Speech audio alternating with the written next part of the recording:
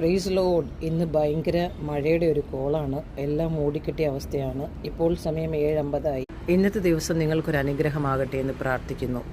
ഇന്ന് നിങ്ങളോട് പറയുവാനുള്ളത്, never give up. എല്ലാം നന്മയ്ക്കാക്കി മാറ്റും ദൈവം. നമ്മുടെ ഒരു വിചാരം കൊണ്ട് മുടി കറുപ്പിക്കാനോ വെളുപ്പിക്കാനോ നമുക്ക് സാധിക്കത്തില്ല. പക്ഷേ ആത്മാവിനാൽ നമ്മുടെ അകത്തിരിക്കുന്ന ആ ദൈവ സാന്നിധ്യത്തെ നമ്മൾ അനുഭവിക്കുന്നുണ്ടോ? ഒറ്റയ്ക്കിരുന്ന് അല്പസമയം പ്രാർത്ഥിക്കുവാൻ ഞാൻ പലപ്പോഴും ബാൽക്കണിയിലിരുന്ന് ഒറ്റയ്ക്ക് പ്രാർത്ഥിക്കും. എന്നോടൊപ്പം ഇവരൊക്കെയും പാട്ട് പാടി റിജോയ്സ്. ഇന്ന് ഭയങ്കര മഴയായിരിക്കും എന്ന് പറഞ്ഞു. എല്ലാം മൂടിക്കെട്ടിയിരിക്കുകയാണ്. നമ്മുടെ ബൈബിൾ സ്റ്റഡി തുടങ്ങി 5 എപ്പിസോഡ് കഴിഞ്ഞു. ഉൽപ്പത്തി പുസ്തകം 12-ാം അധ്യായം വരെയാണ് കഴിഞ്ഞത്. അബ്രഹാമിനോട് വിശ്വാസത്തിൽ ഇറങ്ങുവാൻ പറഞ്ഞു. അബ്രഹാം ഇറങ്ങി. പക്ഷേ പോകുന്ന വഴിയിൽ അവൻ ലോത്തിനെയും കൂട്ടി സിമ്പതിക്ക് വേണ്ടിയിട്ട് കനാന്യർ അവൻ്റെ മുൻപിൽ വന്നു. അവരെയും കടന്നു പോകേണ്ടി വന്നു.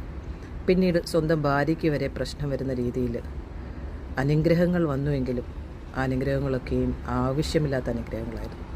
അതിനെയൊക്കെ ദൈവം മാറ്റി മുന്നോട്ട് യാത്ര ചെയ്യിക്കുന്ന ഒരു അബ്രഹാമിനെയാണ് നമ്മൾ കാണുന്നത്.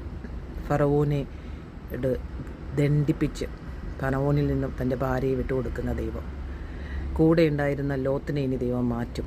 പിന്നീട് ദൈവം അവനോട് സംസാരിക്കും. നിൻ്റെ സ്നേഹമാണ് ദൈവം നോക്കുന്നത്. നിൻ്റെ ഹൃദയത്തിലെ ആ ദൈവവുമായിട്ടുള്ള ബന്ധമാണ് കർത്താവ് നോക്കുന്നത്. നമ്മുടെ ഹൃദയത്തെ ശോധന ചെയ്യുന്നൊരു ദൈവമുണ്ട്.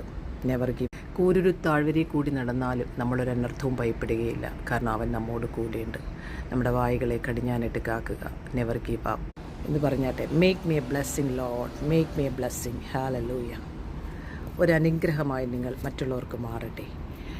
നമ്മുടെ ശത്രു ആരാണെന്നറിയാമോ? നമ്മുടെ ജഡം നമുക്ക് ശത്രുവാണ്. നമ്മളെല്ലാവരും പിശാച് ശത്രു എന്ന് പറഞ്ഞിരിക്കും.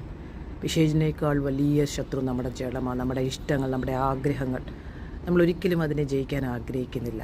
ഒരു പ്രാവശ്യം ഒന്ന് ചിന്തിച്ച് നോക്കി. നമ്മുടെ നാവിനെയും മനസ്സിനെയും ഒന്ന് കൺട്രോൾ ചെയ്യാൻ പറ്റിയാൽ നമ്മൾ ജയാളികളാണ്. നമ്മളെ കൊണ്ട് കഴിയാത്തത് എന്താണുള്ളത്? നമ്മളിലൂടെയാണ് ദൈവം പ്രവർത്തിക്കുവാൻ ആഗ്രഹിക്കുന്നത്. God has a great plan about you. You are chosen. Never give up. God bless you. You are a blessing. ഒരു വൃക്ഷമായാൽ പ്രത്യാശയുണ്ട്. അത് കിളിർക്കും. അതിൻ്റെ വേരറ്റുപോയാലും അത് കിളിർക്കും. ആമേൻ. Yes. Hallelujah. God has a great plan about you. Never give up.